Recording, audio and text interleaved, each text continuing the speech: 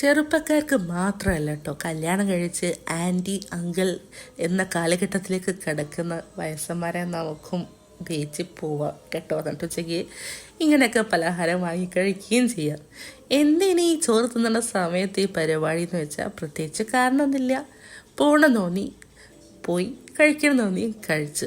പ്രത്യേകിച്ച് ഞങ്ങളങ്ങനെ എല്ലാവരും പോണ വഴിക്ക് പോകാൻ പണ്ടേ താല്പര്യമില്ല, കുരുത്തം കെട്ട ജന്മങ്ങളാണ്.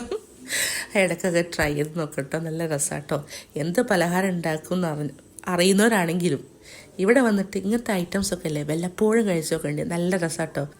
നട്ടുച്ചക്ക് ചുട്ടുപൊള്ളുന്ന വെയിലിൽ ഈ പലഹാരത്തിനൊപ്പരം ചൂട് ചായ കോഫി കുടിച്ചോക്കി നല്ല രസമാണ്. നല്ല രസത്തിൽ ഇത് കഴിച്ച് കടലും കണ്ടിരിക്കാൻ അതിനേക്കാളും രസമാട്ടോ. തണൽ മരങ്ങളുണ്ടായതുകൊണ്ട് ഇരിക്കാൻ തണലുള്ള ഏരിയകളുണ്ട് കേട്ടോ. പിന്നെ തട്ടുകടകളൊക്കെ നല്ല അതിൻ്റെ കോലൊക്കെ മാറ്റിക്കണ കോർപ്പറേഷൻ, ഇരിക്കാൻ ഭംഗിയുള്ള സ്ഥലങ്ങളുണ്ട്.